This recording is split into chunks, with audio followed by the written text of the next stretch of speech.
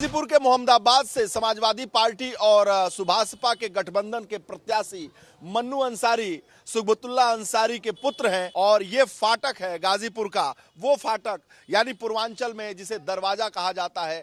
देखते हैं कि मन्नू अंसारी का वो दरवाजा खुलता है या नहीं खुलता है। रणभूमि में बहुत मेहनत कर रहे हैं, लखनऊ पहुंचेंगे कि नहीं पहुंचेंगे, पहले तो इनके पिताजी से ही बात कर लेते हैं। जनता का आशीर्वाद मिल रहा है और बहुत अच्छी मार्जिन से चुनाव जीत के अखिलेश जी की सरकार बनाने में सहयोग करेंगे। तो चलिए मन्नू अंसारी से भी बात करते हैं। रणभूमि में उतरे हुए हैं, चुनाव प्रचार पर जा रहे हैं और इनके समर्थक भी हैं। तो मन्नू भाई, पहली बार चुनाव लड़ रहे हो आप और एक बड़ी विरासत है। आपने अपने पिताजी को सुना, आशीर्वाद तो पूरा वो दे रहे हैं कि रणभूमि में कठिनाई हो रही है या बहुत आसान लग रहा है? नहीं, मेहनत किया जा रहा है, जितनी भी मेहनत की जा सकती है और ये तो जनता को फैसला करना है, मोहम्मदाबाद की सम्मानित जनता को। 7 तारीख को हमें विश्वास है कि जिस तरह से मोहम्मदाबाद की जनता ने 40 सालों से मेरे परिवार का साथ दिया है और मेरे परिवार ने भी हमेशा उनके सुख दुख में, उनके मान सम्मान में, उनके विकास में हमेशा खड़ा उतरा है। हम भी उसी पर चिन्हों पे चलते हुए अपनी सम्मानित जनता के मान सम्मान में और विकास में कहीं से कमी नहीं आने देंगे। अच्छा, ये बताइए कि जनता का इस बार रुख कैसा दिख रहा है आपको? आपने चुनाव तो पहली बार लड़ा है इस बार, लेकिन चुनाव प्रचार में तो आप बहुत एक्टिव रहे हैं, मुझे पता है। 2007 हो, 2012 हो, 17 हो, हमेशा। लेकिन इस बार खुद चुनाव लड़ रहे हैं तो कैसा लग रहा है? देखिए, इस बार सबसे पहले मैं बताना चाहूँगा आपको कि जनता चुनाव लड़ रही है। जिस तरह से उत्तर प्रदेश में बेरोजगारी बढ़ गई है, महंगाई बढ़ गई है, भ्रष्टाचार बढ़ गया है, जुल्म अत्याचार बढ़ गया है, सारी जनता परेशान है और इससे बड़ी लहर आज तक मैंने अपने 12 साल के राजनीतिक जीवन में किसी भी नेता, किसी भी पार्टी के लिए नहीं देखी थी, जो हमारे आदरणीय राष्ट्रीय अध्यक्ष जी अखिलेश यादव जी के लिए, जो जनता में इस बार प्यार है और जो समर्थन मिल रहा है। ठीक है मनु भाई, अब हम लोग फाटक से चुनावी मैदान में आगे बढ़ रहे हैं, रणभूमि में चल रहे हैं, जनता के बीच चल रहे हैं। सुबह सुबह का वक्त है, तो ये रोज का रूटीन है।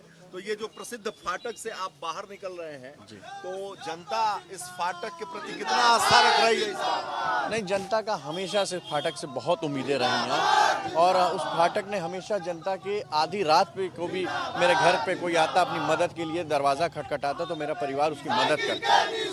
हमेशा हम लोग जनता के बीच रहने वाले लोग हैं।